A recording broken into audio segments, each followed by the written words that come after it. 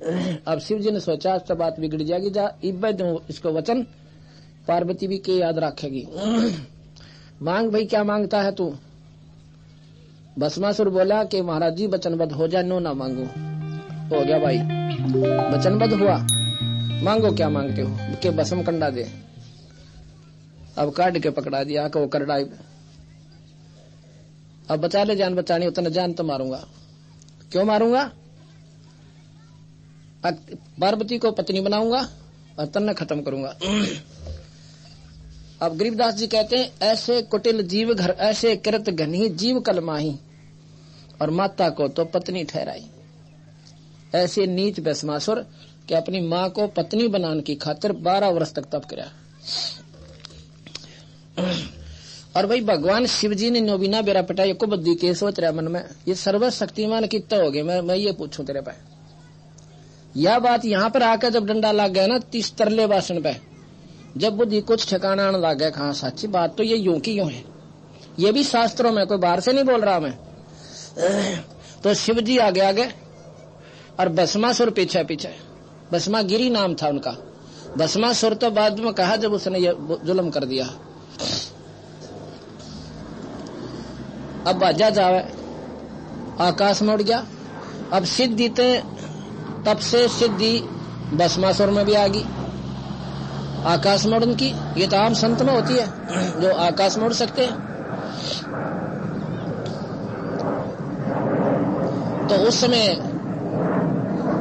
भगवान शिव भागा जा रहे हैं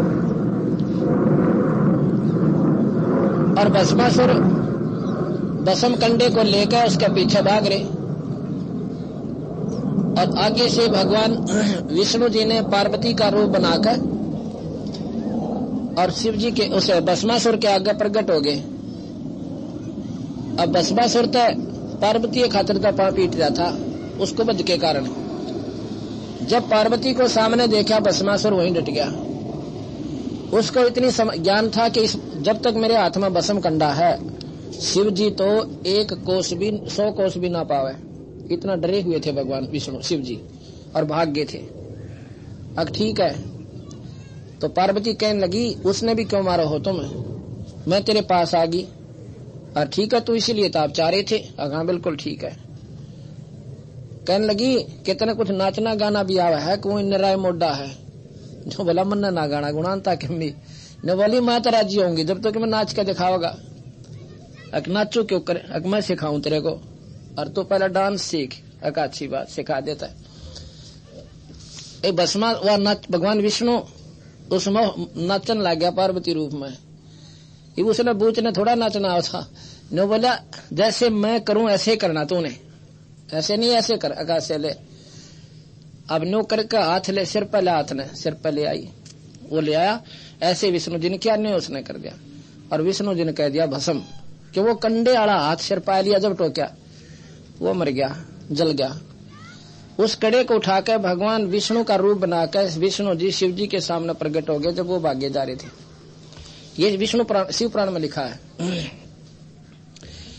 आगे जाकर विष्णु जी कहने लगे भाई डट जा, रुक जाओ एक बार महादेव जी। महादेव जी कहते हैं आप भी भागो भगवान, मेरे पीछे पीछे आ जाओ। क्या हो गया कि भस्मा राक्षस ने मेरे से भस्म कंडा मांग लिया और उसकी नीत में आ गया फर्क, मुझे मारना चाहता है। वो कहने लगा मैं उससे ये भस्म कंडा ले आया, वो तुझे मारा को नहीं। अक नहीं, उस राक्षस से कौन ले सकता है भस्म कंडा? उसकी तो बदनीति इतनी थी। मैं नहीं मानू महाराज जी, भगवान आप झूठ बोलते हो। अरे नहीं भले पुरुष ये भस्म कंडा तो पहचान ले। अकना मैं नहीं मानता इस बात ने बोला किसी तरह मानना भी कहा कि मन मेरा यकीन ही नहीं हो रहा कि उससे तो ला कैसे सकते हो।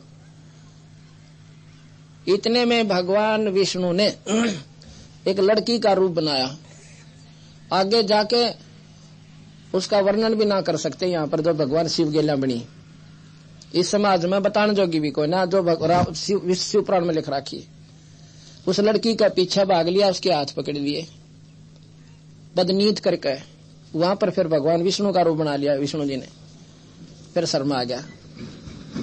अग भाई न्यो मनो जो कर तू पागल हो गया ना शिव जी, न्यो भस्मासुर पागल हो गया मेरे ऊपर। मैंने रूप बनाया लड़की का, पार्वती का। और जिस प्रकार तेरी शुद्ध बुद्धि खोगी, इसी प्रकार उस भस्मासुर राक्षस की बुद्धि भ्रष्ट कर दी मैंने और फिर उसको भस्म किया। ने बोला कहां कर रहा, क्या फिर देखा। जब तसल्ली हुई, जब उसकी राख दिखा ली। इतना डरा हुआ था भगवान शिव जी। सर्वशक्तिमान, उस सर्वशक्तिमान ने नो को ना बेरा पट्टा गरीबदास जी कहे कि इस राक्षस के मन में क्या है, और फिर सर्वशक्तिमान के ऊपर भस्म करने क्या असर करे। तो भाई अब इसने सेट करा, इतना और ठा ले दूसरी बात ने। अब इन बातों को विचार करना पड़ेगा। कोई बुराई नहीं कर रहे हम।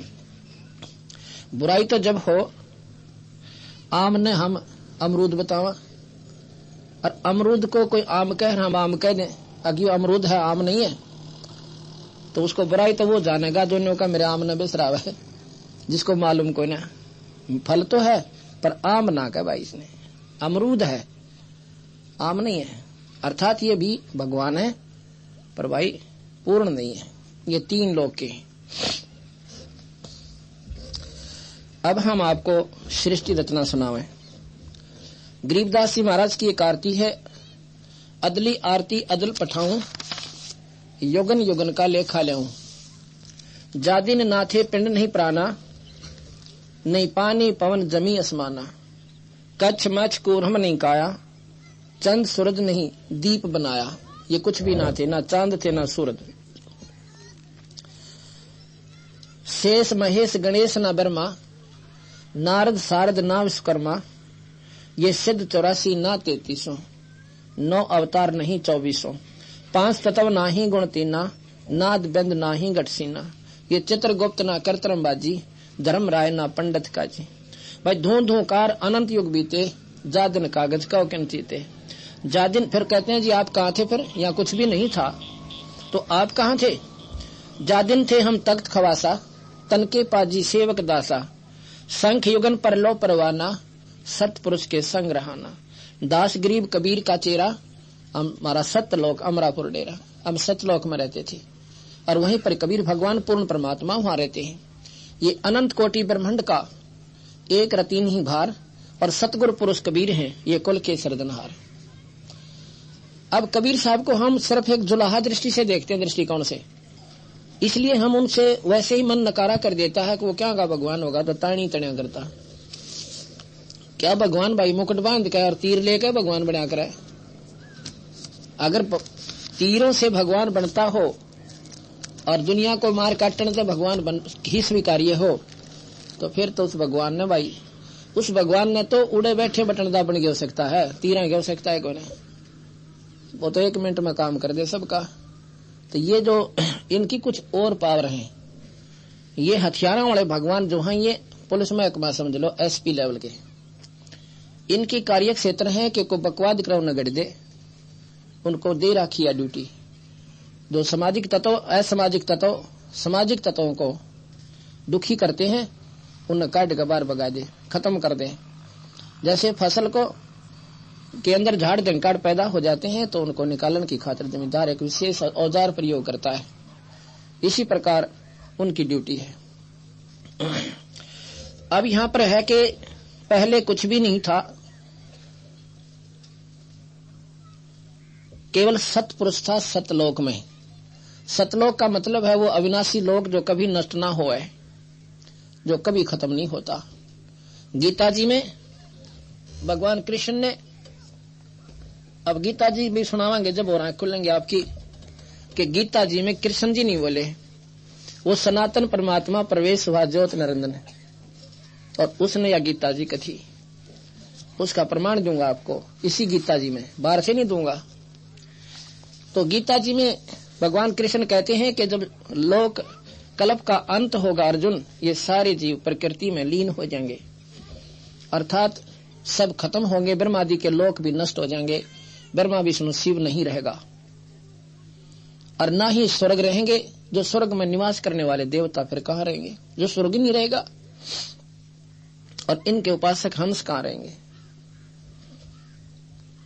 और इसी प्रकार गरीबदास जी महाराज कहते हैं महाप्रलय जब होगी, पृथ्वी तत्व को जल तक ग्रासेगा, सारी पृथ्वी पर पानी ही पानी हो जाएगा, पहाड़ भी पानी में दब जाएंगे।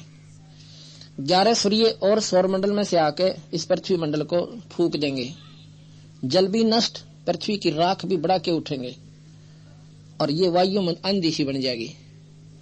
इस आंधी को फिर यानी पवन में अग्नि, जल तत्व को पृथ्वी तत्व को जल तत्व, जल तत्व को अग्नि, अग्नि को वायु और वायु को आकाश तत्व अपने अंदर ले लेगा। आकाश को ये ज्योति निरंजन सनातन परमात्मा अपने अंदर समा लेगा। ज्योति निरंजन को पार ब्रह्म भगवान अक्षर पुरुष वो अपने अंदर ले लेगा। अवगत पुरुष पार ब्रह्म अपने अंदर समा लेगा और ये यहाँ पर धूंधुकार का डंका बाजेगा। ये सब ब्रह्मांड फूट जाएंगे, खत्म हो जाएंगे, आपस में भेड़ भेड़ कर मरेंगे, खत्म हो जाएंगे और फिर ये जीव महाप्रलय होगी। यहाँ पर एक महाप्रलय दो टाइप की है। एक महाप्रलय में निरंजन का लोक बच जाता है, वो दोबारा कंस्ट्रक्शन इसी से ब्रह्मांड की करता है। और एक महाप्रलय में ये सब खत्म हो जाते हैं। और एक तीसरी महाप्रलय होगी जब सब का मतलब 21 ब्रह्मांड है। और तीसरी महाप्रलय जब होती है जब ये अनंत कोटि ब्रह्मांड ये सब नष्ट हो जाते हैं, केवल सतलोक रह जाता है जिसमें पार ब्रह्म भी नष्ट हो जाता है। लेकिन ये स्थिति तो अभी बिना गिनती के योग, बिना गिनती की सृष्टि उलट पुलट हो लेगी जब वो आती है, ये जल्दी आ जाती है। उस समय सतपुरुष थे, सतलोक में बदल लो सृष्टि रचना। अब आपको हम इस ब्रह्मांड की सृष्टि रचना सुना रहे हैं जो कबीर साहब के आधार पे है। तो उसमें महाप्रलय था, ऐसे ही धुंधुकार था। केवल सतलोक में वो अविनाशी परमात्मा सतपुरुष रहता था। उन्होंने अपने शब्द से 17 शब्द उच्चारण किए अपनी शक्ति तय, और 17 शब्दों से एक शब्द से तो वहां के सभी लोक रच दिए। सतलोक के दीप खेड़े वहां पर जो बनावट से वह न्यारी है यहाँ से। और 16 शब्दों से 16 पुत्र उत्पन्न किए वहां के देवलोग, वहां जो सतलोक की जो सृष्टि वहां की। उसमें पहले शब्द से सभी लोक आदि रच दिए, दूसरे शब्द से कूर्म नाम के पुत्र की उत्पत्ति की, तीसरे से ज्ञानी, चौथे से विवेक, पांचवें से तेज, छठे से सैद, संतोष, सुरति, आनंद, अक्षमा, निष्काम, जलरंगी, अचिंत, प्रेम, दयाल, धैर्य, और 17वें से योग संतान। ये इनके पुत्रों के नाम हैं जो सतलोक में होते रहते हैं। इस प्रकार सतपुरुष ने 17 शब्द उच्चारे, जिसमें 16 शब्दों से 16 पुत्र, एक शब्द से सब दीप लोक, मानसरोवर आदि सतलोक में रच दिए। 16 पुत्रों को न्यारे न्यारे लोक देकर उनमें रहने की उनको कहा।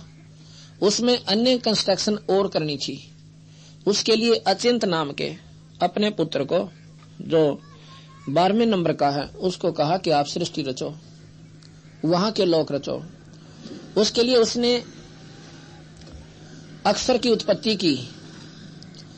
अक्षर ने अपनी 4 अंशों की उत्पत्ति की। 4 अंशों की उत्पत्ति को देखकर अक्षर पुरुष बड़ा प्रसन्न हो गया और वहां पर अमृत सरोवर में जाकर आनंदित हो गया, नींद आ गई। और काफी दिनों तक कोई भी सृष्टि नहीं रचेगी, तो सतपुरुष ने कहा कि सृष्टि, अचिंत को कहा था सृष्टि रचो। अचिंत ने कहा कि अक्षर पुरुष ऐसे उसमें अमृत सरोवर में सो रहा है, उठ नहीं रहा, गहरी नींद्रा है, उसको कौन जगावे, मन मन करा के श्राप दे दे। ऐसा भी डर लग गया ऋषियों तक।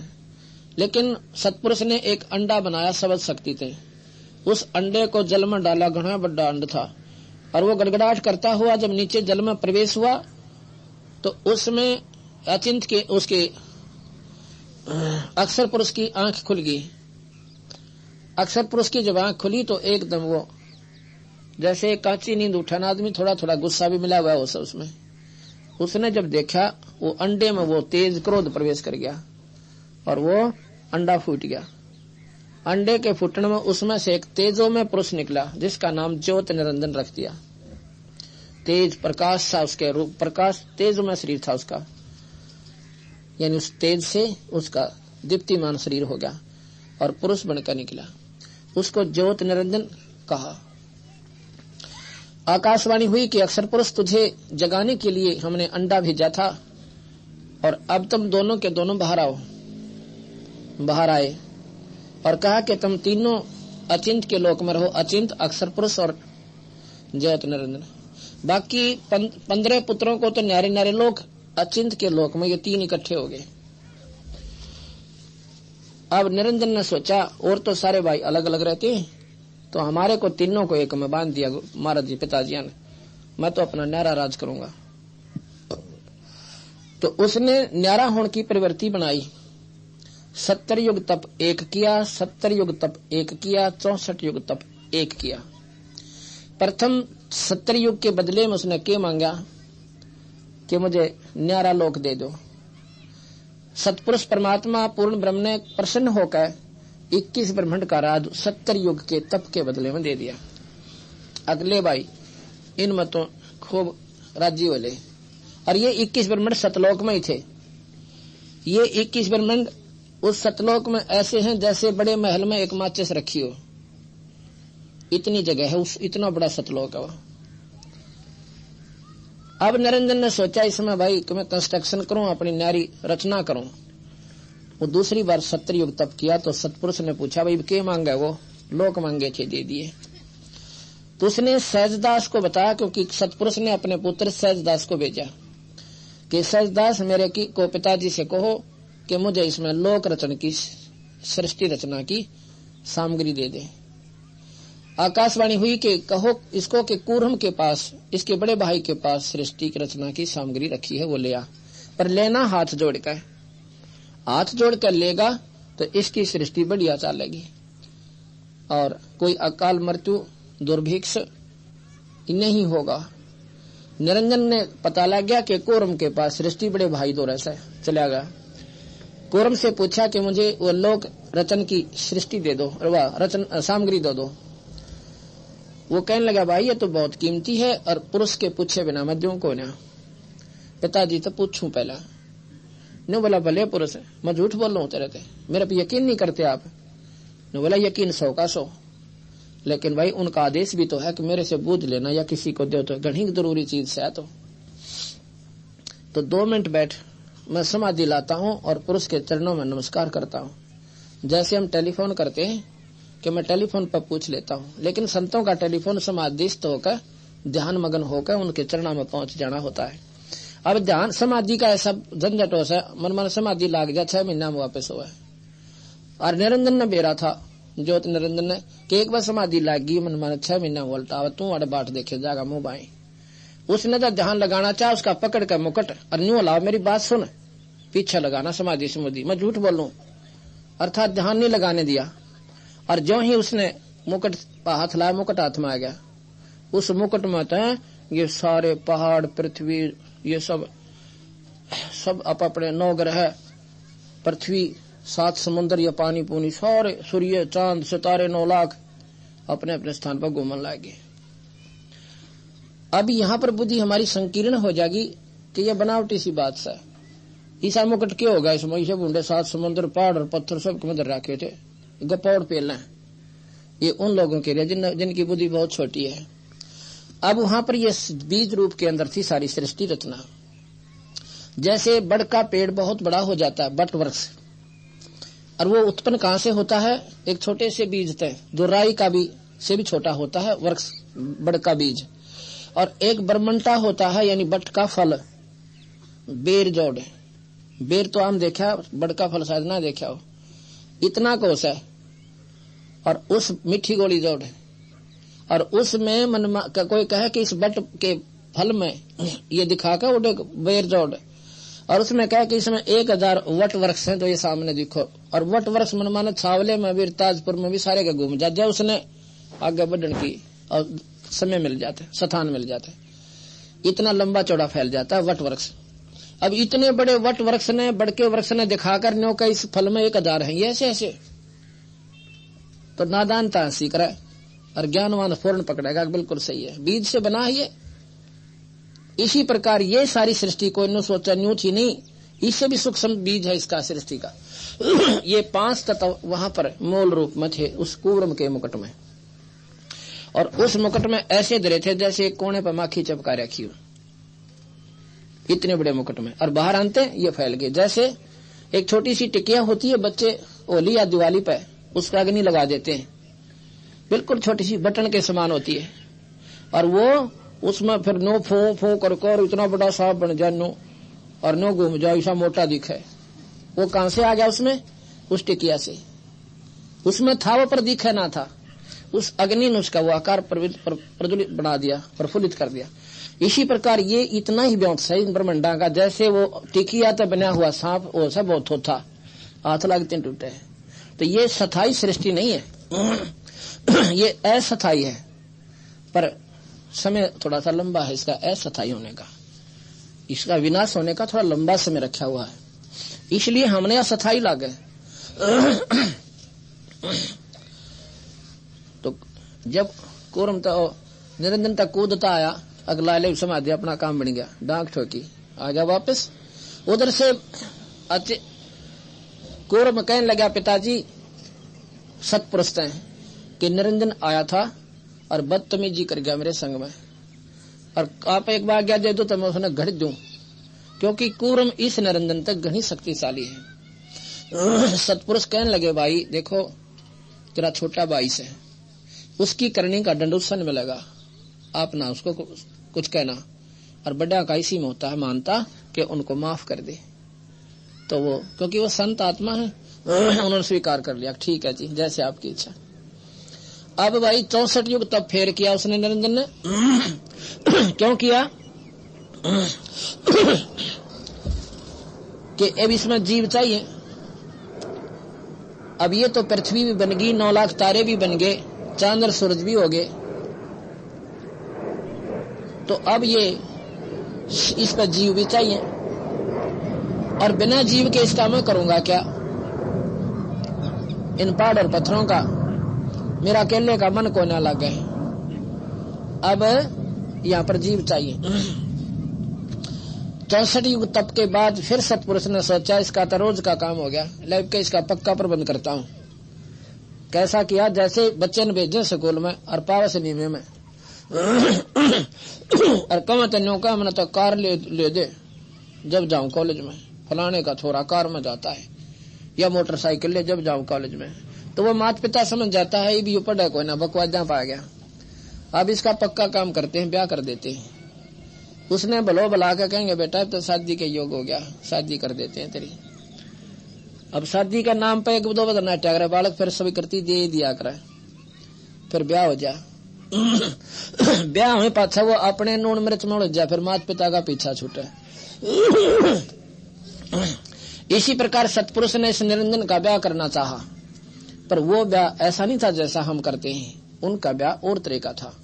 उन्होंने एक कन्या बनाई अपनी सबद शक्ति से सतपुरुष ने, जिसका नाम आदि माया अष्टंगी 8 भुजा वाली, जिसको भवानी भी कहते हैं। वो लड़की अपनी सबद शक्ति से बनाई, सुंदर शक्ति, सुंदर लड़की। अब उस लड़की को सहजदास से कहा कि इस लड़की को और निरंजन के पास छोड़ के आ और बता देना कि इसके पास सबद शक्ति है, जितने जीव निरंजन कहेगा बना देगी। अर्थात ये सृष्टि गृहस्थी क्रम नहीं था, वहां पर शब्द से सृष्टि रचनी थी। जितने जीव कहेगा ये प्रकृति मूल है, ये आदि भवानी, ये माया है, इसके पास बीज रूप में सब जीव दे दिए। अब वो जी, अब एक भाई ने प्रश्न किया बड़ा जटिल प्रश्न किया कि जी फिर हम क्यों फंसे अड़ा के? चलो वह निरंजन ने तो गलती करी, हम गधे क्यों बने यहाँ पर, यह समझ में नहीं आती।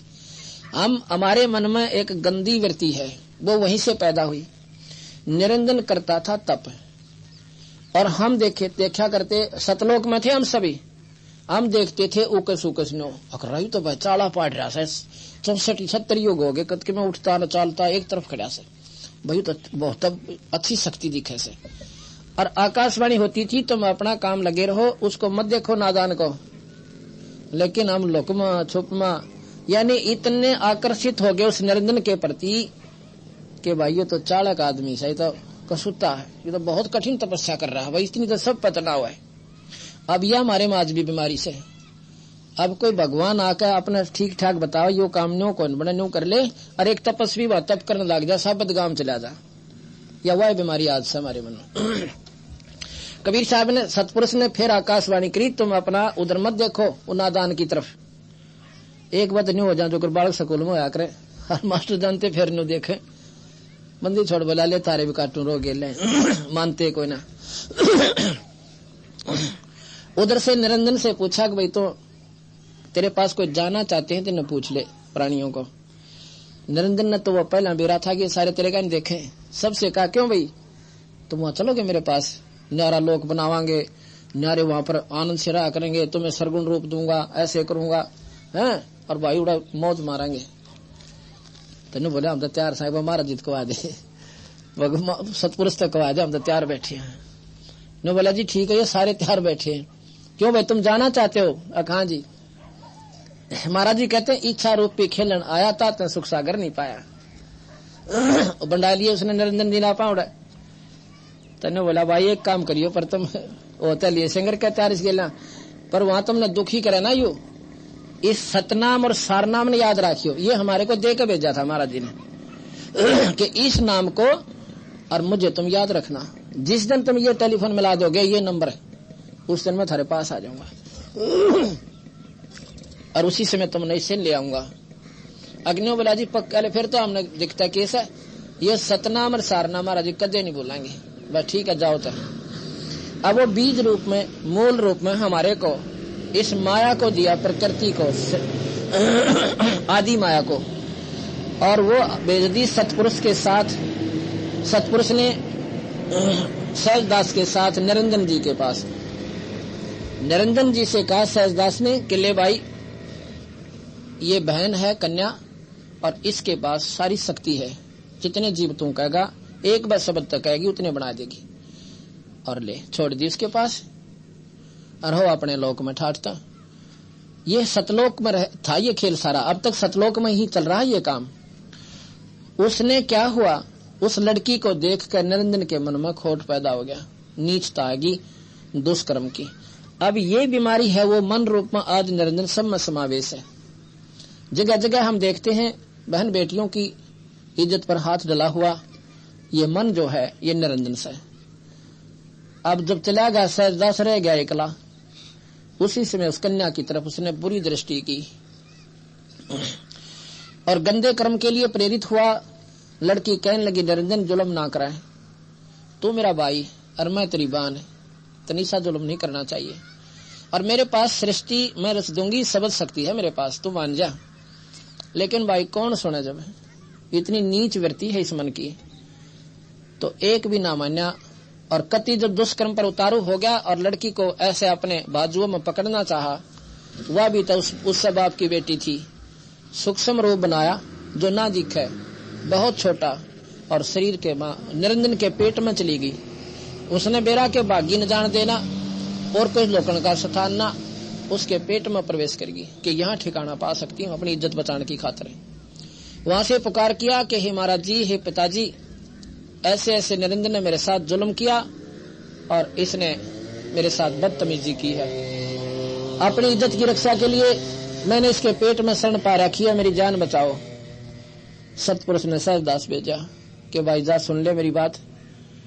उस निकम्मे ने 21 ब्रह्मंड समेत यहाँ तक काट दे, ये सतलोक में रहने के काबिल कोई ना मेरा कयान बिगाड़ेगा। और इस सतलोक में जो ऐसा जुल्म कर देता है उसको श्राप लग जाता है, उसको बीमारी लग जाती है, 1 लाख जीव रोज खाएगा और 1.25 लाख पैदा करेगा और यहाँ नहीं रह सकता। अब वहां से उस निरंजन को सहजदास ने आकर कबीर साहब का परवाना सुना दिया। अब सुन ले भाई, लड़की पेट तक काट दी, अब तुम दोनों, क्योंकि महाराज ने वचनबद्ध होकर या कन्या तेरे ते दी थी, और भाई इसकी सजा तू ही पाओगा, 1.25 लाख पैदा करेगा, 1 लाख रोज खाओगा, और फिर इनकी सारी व्यवस्था करनी पड़ेगी सबका, और भाई निकल जाए यहाँ से, और दोबारा निरंजन तो इस लोक में नहीं आ सकता। अब वहां से निरंजन 21 ब्रह्मंड समेत और माई समेत नीचे आ गया, सतलोक से 16 शंख कोस की दूरी पे। ये 21वें ब्रह्मंड का आखिरी लोक है, आखिरी ब्रह्मंड है 21वें ब्रह्मंड का, और इसमें आखिरी लोक है पाताल लोक। पाताल लोक सतलोक से 16 शंख कोस की दूरी पे कबीर साहब ने, गरीबदास जी ने बताया, 16 शंख, लाख, 10 लाख, करोड़, 10 करोड़, अरब, खरब, नील, पदम, शंख तरफ फिर बदनीत करी। उसने फिर प्रार्थना करी, निरंजन गणा काल पाओगा, ये गंदी सृष्टि मत चला, मेरे पास एक शब्द शक्ति है, जितने जीव का मैं बना दूंगी। पर नादान ने, महाराज ने लिखा, कबीर साहब ने, एक नहीं सुनी। तो जबरदस्ती शादी करके 3 बच्चे उत्पन्न किए। बड़े का नाम ब्रह्मा, दूसरे का विष्णु, तीसरे का शिव हुआ। अब ये सृष्टि जुड़न लागरी, सारे शास्त्र सुचारू होंगे। और फिर नरेंद्र ने याद आई कि बालक सैने होंगे, और भाई फिर सैने हुए पाछे 1 लाख जीव मैंने खाने, ये मेरे से दुनिया नफरत कराया करेगी। हाहाकार माचे, 1 लाख परिवार रोज रोवे टक्कर मार मार के इस पृथ्वी मंडल पे, आराम बाकी राजी सा जैसे हम कौन मरे, न हमारे बालक मरे। और वो मर गए, वो कौन से सोच रखा था बेचारा ने। उड़ीसा में केन रथ हो गया है, और माँ परिवार बच्चे बाण भाई सारे मर गए, जायदाद गई। ये झूठा सांग ला रखा हमारे कालबली ने। क्या उन्हें सोच रखा था जैसे हम राजी हुए बैठे हैं और जायदाद के ऊपर मरना मांड रखा, लूट ला, खसोट ला, जोड़ ले, धर ले। यह नादानी है कति 100 की 100 हमारे अंदर, या करी किसने। लेकिन फिर नरेंद्र कहने लगा कि माया, अब मैं किसी जीव ने दर्शन नहीं दूंगा आज के बाद। वह बोले, एक बात बताओ कि आप तो निराकार हो जाओगे।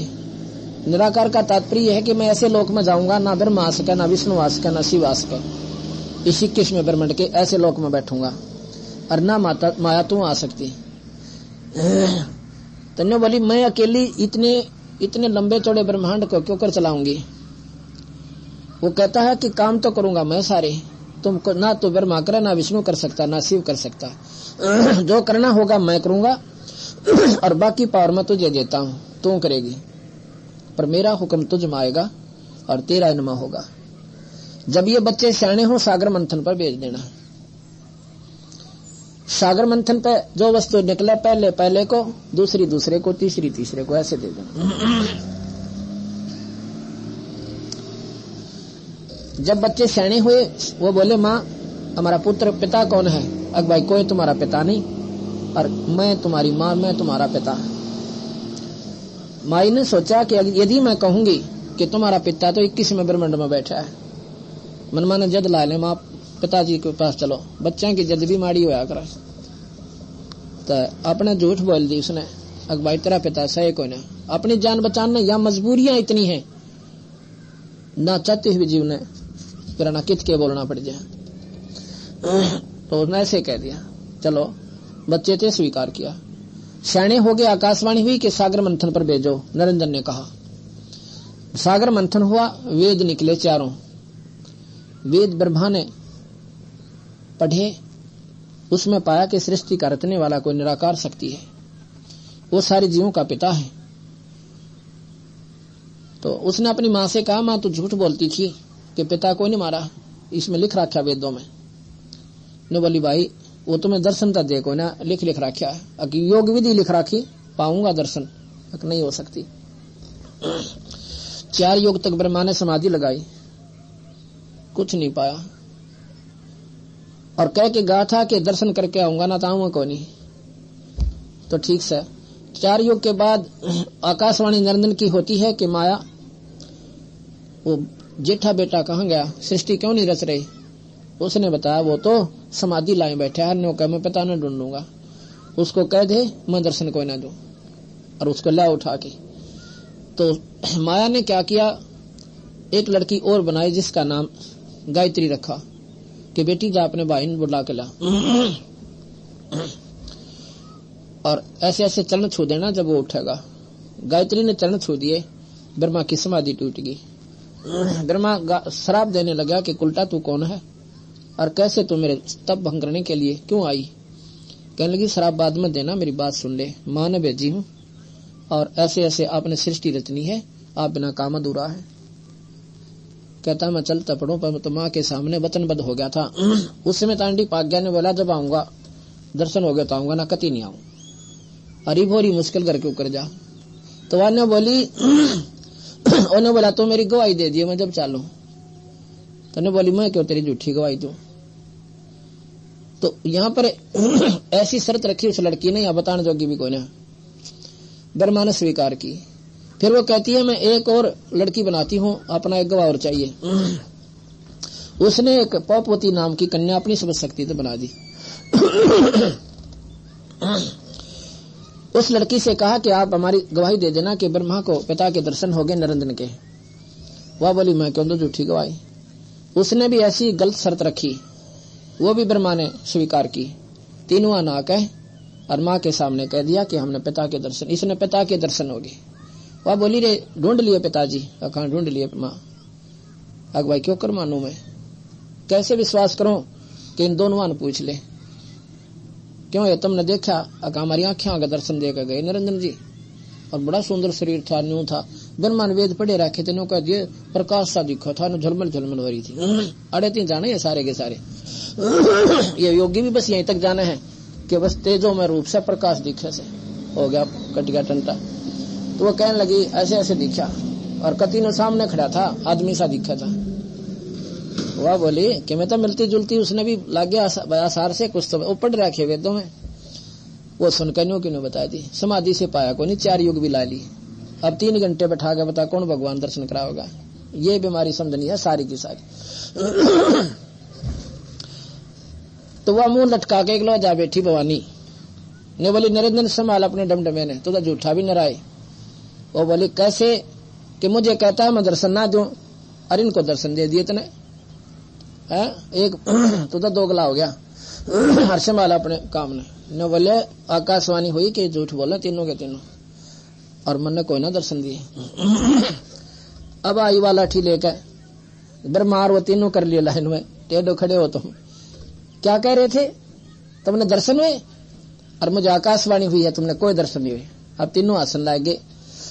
अकमा तो मानू को था ना भी मैं आऊं क्यों कर सारा लेकर आया था। शराप दे दिया ब्रह्मा को, कहने लगा निकम्मे तेरी जग में पूजा नहीं होगी। और गायत्री को शराप दे दिया कि तू गऊ बनेगी और तेरे तू जो है ना तेरे सांडपति होंगे कई कई। पोपवती को शराप दे दिया कि तू गंदी बूटी, गंदे स्थान पर उत्पन्न होने वाली गंदी बूटी की जुन्नी पाओगी, भाग यहां से। ब्रह्मा तो बेहोश हो गया और गायत्री जुन्नी छोट गई और आकर के गौ की रूप जुन्नी धारण कर ली। ऐसे पोपवती ने। अब क्यों हो गया, क्योंकि तेरी जग में पूजा नहीं होगी और तेरे जितने भी अनुयायी होंगे तेरे जैसे ठग होंगे, दुनिया ने ठग ठग का झूठी बात बनाया करेंगे, शास्त्रों का असली ज्ञान दें को ना और अपनी रोजी रोटी बनाओगे। ब्रह्मा इस बात को सुनकर बेहोश हो जाता है। कहते हैं विष्णु ना का सहारा दिया, भाई तू चिंता ना कर मैं तेरे साथ हूं। तो इतने में आकाशवाणी निरंजन ने की के आदि माया तने गलती करी, तने श्राप नहीं देना था इनको। अब तुझे मैं श्राप देता हूं। क्या श्राप देता हूं कि द्वापर युग में तो द्रौपदी बनेगी, तेरे 5 पति होंगे। ये कबीर साहब की वाणी सुना रहा हूं आपको, जिसने ABC गिना दिया दाना दाना शास्त्रों का। माया बोली निरंजन तेरी मौज से तेरे बस आगे कुछ भी कर ले कि मैं करूं हूं, जब तू कर नहीं देता ये बिना धमकाए बालक मानने क्यों करे। अभी नौट झूठ बोल दी, इसको स्वीकार कैसे करूं मैं। ठीक है तेरी मौज। कुछ दिनों के बाद अब माया बोली विष्णु ने कि भाई बेटा उरे ना तू कहा मां कि अब तुम भी ढूंढ ले अपने पिता ने, कदे फिर बीच में समाधि लाला बैठो सृष्टि कर्म ने भंग डालो। अच्छा माता जी। शेष वो भगवान विष्णु जो है अक्षीर समुद्र में आ गया, वहां पर शेष नाग के लोक में पहुंच गया। उस लोक में जाकर शेष नाग ने देखा को तेरे की अब तेरी जुरिडिक्शन में तेरी सीमा पर आ कैसे गया ये। एकदम 1000 मुंह फनों से धुआं छोड़ दिया जैसे जहर का, और विष्णु स्वान जी में दिखा को नहीं। विष्णु जी का शरीर सांवला हो गया। अब विष्णु जी ने सोचा ला इस कीड़े की गर्दन दाब दूं, इसने बड़ा कोई मतलब वही बिना काम के मेरा शरीर ऐसा गंदा शरीर कर दिया। तो आकाशवाणी करी निरंजन ने कि विष्णु जाकर अपनी मां ने साफ साफ बता दे और इसको अब मत मारना, इसका बदला तो द्वापर युग में लेना जब तू कृष्ण बनकर जाएगा। अब इसको कुछ नहीं कहना, अरे नो लड़ जड़ मरोगे तो सृष्टि कौन रचेगा। वापिस जा और अपनी माँ को साची बता दे, मैं दर्शन को दूं, नहीं तो तेरा ब्रह्मा वाली हालत हो जाएगी।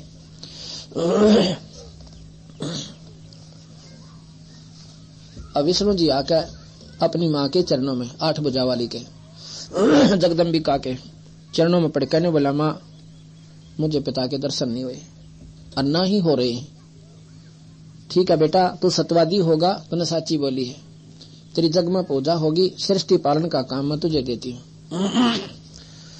फिर बुलाए शिव जी, किले बेटा तू भी ढूंढ अपने पिता ने, कहते फिर पाछे समाधि लाए बैठा रहे।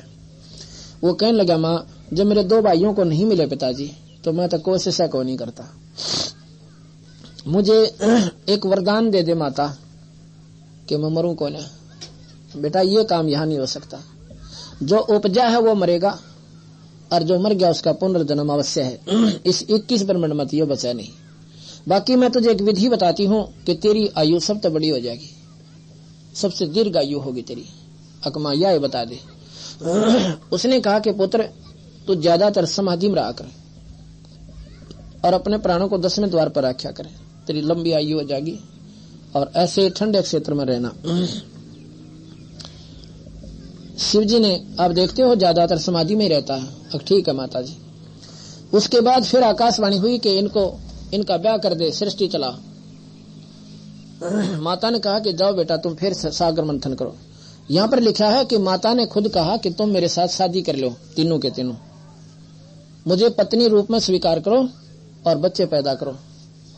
अब तीनों के तीनों नाराज हो गए, कहने लगे माँ तो जमाई नकमी निकली, या क्या बात कही आपने, माता नार पुत्र की होई, हे जननी ये कहाँ अगध होई, इस महापाप न की दो आंगे। तो वहां पर कहते हैं वह माया अपना बदल गई सारे खेलना ने, बोली बेटा मैं तो मासी करूं थी ना थारी गेला, अब देखोगे थारे में कितना गुण और ज्ञान है। अच्छा बेटा तुम ऐसे करो, सागर मंथन करो। अपने 3 रूप बनाए इस माई ने, और गुप्त रूप में समुद्र में प्रवेश होगी। एक सिद्धि बहु चोले धारा है, एक सिद्धि बहु चोले धारा है, नारे नारे रूप बना ले, एक सिद्धि होती है। सागर मंथन हुआ, 3 लड़कियां निकली नंबर वाइज, तीनों को लेकर घर आ गए। अर्नियों कहा था बेटा नारी नारी याद रखना, कौन सी पहले कौन सी दूसरे कौन सी तीसरे चीज निकला वह साथ ले आना। कहने लगे माँ ये पहले निकली, ये दूसरे निकली, ये तीसरे निकली। बड़ी का नाम सावित्री, ब्रह्मा से ब्याह कर दिया, दूसरी का नाम लक्ष्मी, विष्णु तो ब्याह दी, और तीसरी का नाम उमा रखा, वो शिव तो ब्याह दी। अब बेटा तुम अपना अपना घर बसाओ। अब यहाँ से इस मृत लोक की सृष्टि शुरू होती है। अक्षर पुरुष एक पेड़ है, निरंजन वा की डार, और तीनों देवा शाखा है, ये 5 रूप संसार। अब सुर और असुर इन्हीं से उत्पन्न हुए। निकम्मा बालक हो गया वो राक्षस कहलाया, और जो अच्छे निकले उनको देव कहा। उसके बाद ये सृष्टि यहाँ की शुरू होती है।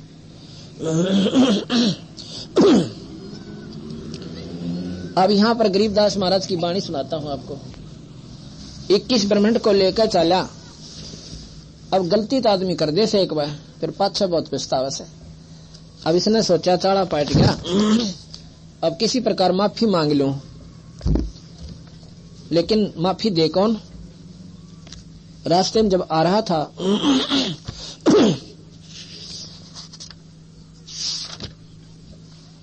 इक्कीस ब्रह्मांड के साथ जब वो चल रहा था उसका विमान, रास्ते में सहज दास जो उनके बड़े भाई हैं, उनसे बड़े, जिसको सहज दास के रूप में कबीर साहब भी यहाँ पर आते हैं।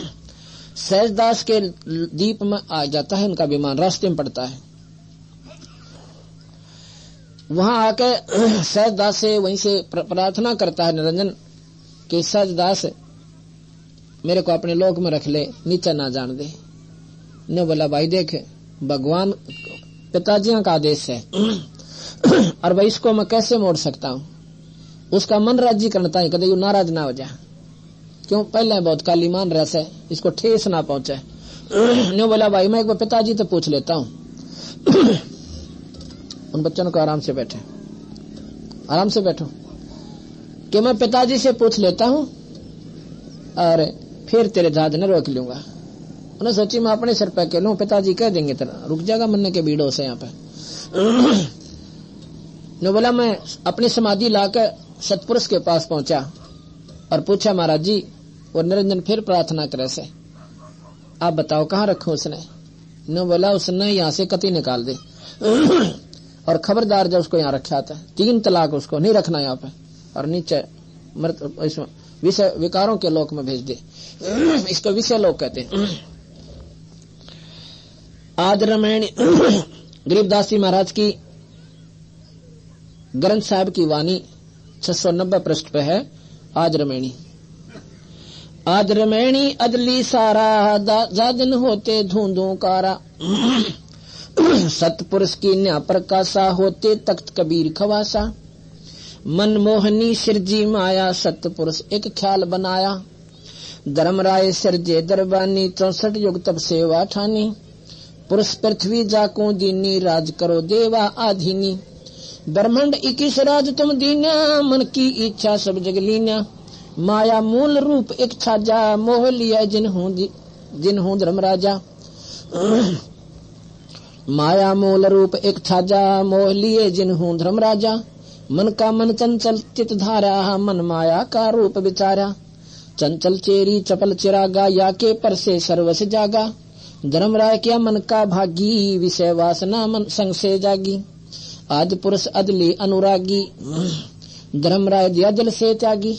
परमात्मा सतपुरुष ने आदि पुरुष ने धर्मराज को निरंजन को धर्मराय को दिल त्याग दिया अर्थात दिल से उतार दिया कति कैसे न कमे न तो यहाँ रहने को न दूं जिसने ईसा जुल्म कर दिया अपनी बहन को ही और बदनीत से देखा। धर्मराय क्या मन का भागी विषय वासना संग से जागी आदि पुरुष अदली अनुरागी धर्मराय दिया जल से त्यागी।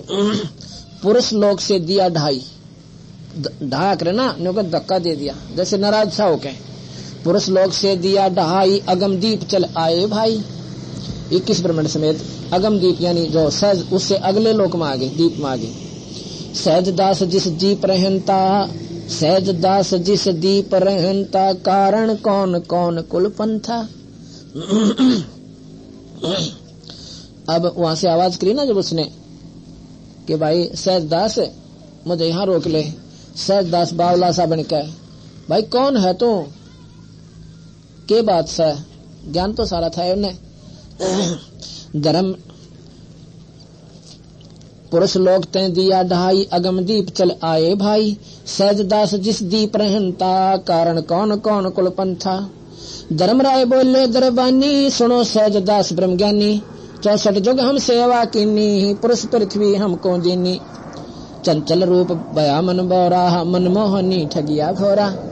मेरा मन चंचल रूप बन गया और भाई मैं नादान नहीं कर गया और उसकी सजा मुझे ऐसी भयंकर मिल गई अब मैंने बचा ले तुम। सतपुरुष के नामन भाए पुरुष लोक से हम चल आए क्योंकि सतपुरुष के मन में नहीं रहे हम नहीं भाए और इसलिए उस सतलोक ने मुझे निकाल दिया। अगर दीप सुनत बड़ भागी सहज दास में तो मन पागी बोले सहज दास दिलदानी हम तो चाकर सद सैतानी सतपुरुष से अर्ज गुजारूं जब तुम्हारा बीमान उतारूं। सहज दास ने बोला भाई पहला सतपुरुष से पूछूं प्रार्थना करो और पिताजी कहें तो यहाँ रुकने दो ना को ना रुकने दो नहीं तो मेरे से भी नाराज हो जाएंगे। सहजदास को किया पियाना सतलोक लिया परवाना। अब समाधि लाकर और सहजदास पिताजी के लोग सतलोक में पहुंच गया अपने दीप से उस लोक में पहुंच गए और वहां प्रार्थना करते हैं। सतपुरुष साहेब सरबंगी अवगत अतली अतल अभंगी धर्मराय तुमरा दरबानी अगर दीप चल गए प्राणी कौन हुक्म करी अर्ज आवाजा कहाँ पठाऊं उस धर्मराजा ने बोला जी और धर्मराज फिर प्रार्थना करा धर्मराय और आप कहो बताओ कित भेजो। हो सकता है उसने भी नहीं सोची महाराज जी फिर पुनर्विचार कर लें सतपुरुष इसने कम्मे की गलती पे लेकिन बंदी छोड़ने बेरा था कि यूं यहाँ रहेगा ना और गुने को बाड़े करेगा। ने बोला भाई आवाज अदली एक साचा विषय लोक जा तीनों वाचा तीनों बात से तीनों मन कर्म वचन तय का कति नहीं भाई 1% भी गुंजाइश नहीं उसके बारे में दोबारा अर्ज मत कर दिए। वही आवाज अदली एक साचा विषय लोक जा तीनों वाचा सहज विमान चले अधिकाई छिन में अग्रदीप चल आई। सहजदास वापस आ गया अपने लोक में आकर हुक्म सुना दिया कि भाई मेरे बस का कोई ना और यहाँ तो तू निकल जा। पिताजी कति करड़े नाराज हो रहे से और भाई जमा नहीं सुनते तेरे बारे में। धर्मराय चले विमान ना मान सरोवर आए सहजदास चले अधिकाई छिन में अग्रदीप चल आई हम तो अर्ज करी अनुरागी ही तुम विषय लोक जाओ बड़भागी, के भाई वापस जाओ अपना विषय लोक में बड़भागी। मैं मन मत ना टोके दोबारा, साहब कर दे नाराज हो रहे से और मन भी खतरा हो जाएगा। अब कौन आफत मन ले गड़ में गाला चल बैठे थे। धर्मराय के चले विमाना मान सरोवर आए प्राणा, मान सरोवर रह ना पाए द्र कबीरा था ना लाए। वहां सतपुरुष कबीर साहब के रूप में वहां आखिर के उस अवगट घाटी पे बैठा है, बिखमी बाट पे बघाटी पे।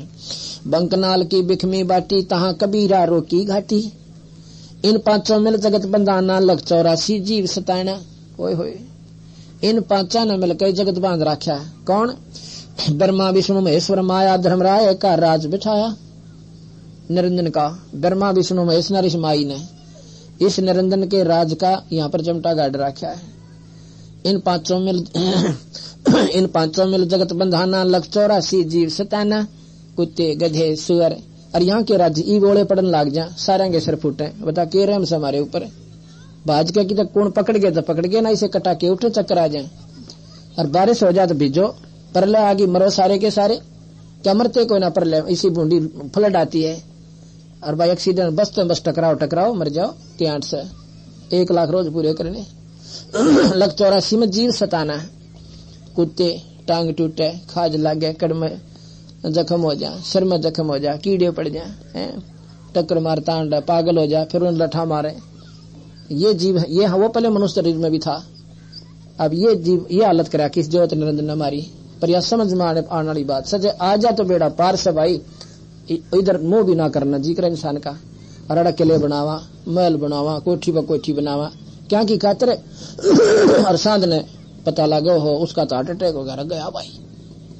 अब बांध ले गया गेठड़ी, कर्म खोटे कर चला, कुत्ता बनकर कोठी की छाम बैठा बार लगा ना आके। अब दरलेसर पर उसको कोठी ने रुसमाया ने। ये बात समझ में नहीं आती, या पाछड़ छुटकारा जीव चावे।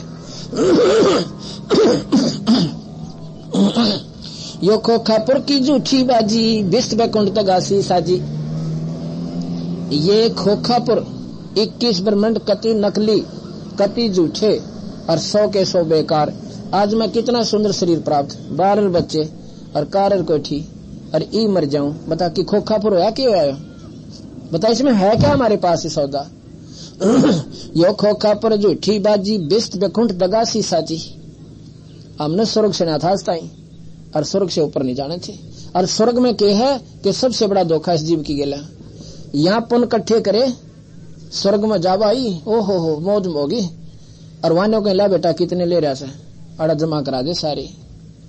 या कमाई संतों की, जैसे होटल में चला गया 10,000 रुपये ले गए, वो कहेंगे 10,000 तो 5,000 तो पहला जमा करा और बाकी फिर ऑर्डर देना था कितने दिन रहना चाहता है यहाँ पे।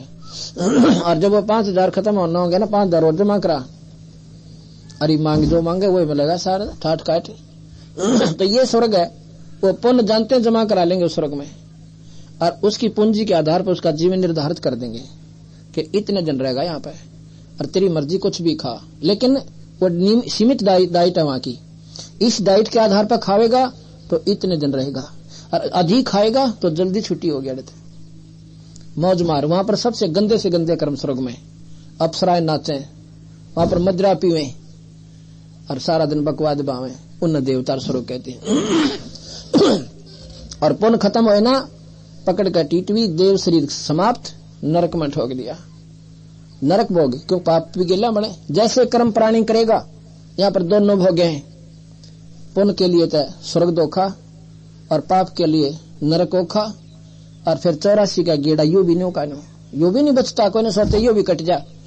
यो भी एक ऐसे कर्म निर्धारित करा के उस निर्धन के हाथ में सही हो सारा सौदा। उसका कानून घर काड़े कुछ भी बनावे कि भाई 84 भी एक बार जरूर काटनी पड़ेगी और फिर मनुष्य शरीर बनेगा। अब बंदी छोड़कर इसे बुंडे को क्रम में अरिशे भगवान मान रहे तुम ज्योति निरंजन को।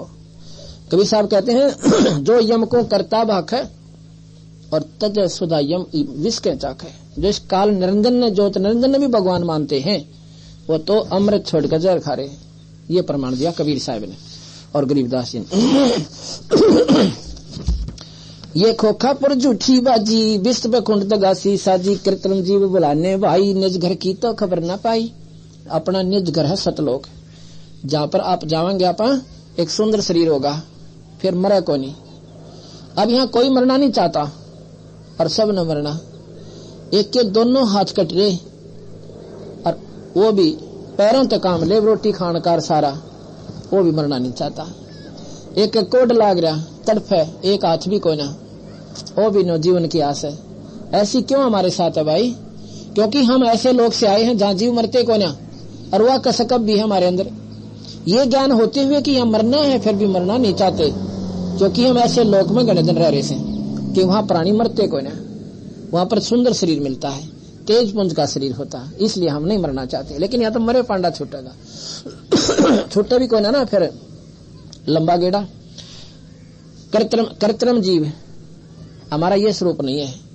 आज मनुष्य कल गधे बना देगा, वो कृत्रिम बनावटी हो गए। कृत्रिम जीव बुलाने भाई, निज घर की तो खबर न पाई। 1.25 लाख उपजय नित हंसा, 1.25 लाख उपजय नित हंसा, और 1 लाख बिन से नित अंसा। 1 लाख रोज खावे, 1.25 लाख पैदा करे। अब ये और समस्या क्यों? बुद्धि हमारी इतनी मोटी हो रही है, या समझ में नहीं आती। न्यो कहेंगे खावे क्या न, शरीर तो यहाँ रह गया बता, और जीव अमर बताते हैं, ये भी नहीं जच रही बात। एक भाई प्रश्न किया हमारे से, उन्हीं के उत्तर बताता हूं। अब ये खोखा है, इसके अंदर सूक्ष्म शरीर, कारण शरीर, कवल्य शरीर, महाकारण शरीर, और फिर जीवात्मा बंद कर रखी और आत्मा, और इसका जीव बनाया। उस सूक्ष्म शरीर को इसमें अपनी कारीगरी थे माँ के पेट में हमारा शरीर बनवाया, और इसके द्वारा गंदे से गंदे व्यसन निरंजन करता है ये मन रूप में। इसने चटपटी तो सब्जी चाहिए, और दारू और मुर्गा खावे, और बीड़ी पीवे, सुल्फा खींचे, और गंदी दृष्टि रखे, व्यसन करे, विलास करे, और उसके द्वारा जो वासना होती है उस वासना को इस सपन शरीर द्वारा और उस सूक्ष्म शरीर के ऊपर लेप कर ले है। और ये शरीर तो खोखा अमरोआ, इसने तो बाईबान मर जाता है, और उस सूक्ष्म शरीर में ले जाकर 1 लाख जीवों को तपस्या के ऊपर गर्म करे। इतना गर्म करता है कि वो प्राणी बेहोश हो जाते हैं वहां पे, 1 लाख प्राणी। और फिर उनके ऊपर जो जमी हुई वह गंदी वासना और बहुत बारीक होती है, मैक जिसने कहे, और इतनी गर्म करता है कि तोबा। मरता नहीं जीव, अमर तो जरूर है, पर गधा बन गया, कुत्ता बन गया, वहां दुख पा रहा है के अमर होया फिर यो। तो वो वासना जब निकल जाती है ऑटोमेटिक ऐसी झटका देता है सिद्धि से, और सब जीव ब्रह्मांड मां का होते हुए ठंडे हो जाते हैं। और उन जब सो दिया, जब लाइन में खड़े होते हैं धर्मराज का आज्ञा लेखा जोखा कराने के लिए। एक भगत के सिर में चोट लग गई, हेड इंजरी होगी, 1 महीने में सर्दी में आई। दूसरे ने भी ना बेरा तेरा गिल के हुआ था। उन्होंने बताया कि तू ऐसे ऐसे बस में जा था, स्कूटर पर था, बस गेला टक्कर हो गई थी तेरी, और तेरा सिर फूट गया था। उसने फिर हाथ ला के देखा, टाके टूके लाए, जो मेरा तो कुछ भी याद कर। इसी प्रकार जब तपस्या पे इसको इतना गर्म कर दे, इसने नोना बेरा में पाछा किया था, हमें किसी को याद नहीं हम क्या थे और कहां जाएंगे। ये सारा खेल इस काल भगवान निरंजन का है। अब पुराण में आप सुन रहे थे, उस काल न प्रेरणादि विष्णु के सृष्टि रच मानते हैं सारे शास्त्र, काल है पर काल का ना मेरा। और गीता जी में स्वयं वो निरंजन उस कृष्ण जी में प्रवेश होकर अपना रूप भी दिखावा है। फिर बिना समझ में आई और कहता मैं महाकाल हूं और सब न खाऊंगा। गीता जी साहब कहने लग रही, अर्जुन डर गया। फिर कल आपको गीता जी भी सुनाएंगे। 1.25 लाख उपजे नित हंसा, 1 लाख विन से नित अंसा। उत्पत्ति खपती या प्रलय फेरी, हर्ष शोक जोरा जमजेरी। 5 तत्व प्रलय माही, सतगुण रजगुण तम गुण झाई। सतगुण विष्णु, रजगुण ब्रह्मा और तम गुण शिव, ये भी नौके प्रलय में से 500 तत्व भी और 3 गुण भी नाशवान से, ये भी नष्ट होंगे। और यही गीता जी में कल सुनाऊंगा आपने, उसमें भी ये कह रखा है कि ये रजगुण तम गुण सदगुण सब नाश में हो जाएंगे, नाश होंगे। 8 अंग मिली है माया, पिंड ब्रह्मंड ये सकल भरमाया। या मैं सुरत शब्द की डोरी, पिंड ब्रह्मंड लगी है खोरी। इसमें तो भाई सुरत और शब्द और सतनाम का ऊपर या सुरत और शब्द, यानी हमारा उस शब्द से संपर्क हो है, सार नाम से सार शब्द से, तो तब पीछा छूटे ना, और कोई रास्ता नहीं यहाँ से बचने का। श्वासा पारस मन गए राखो, खोल कपाट अमीर चाखो। एक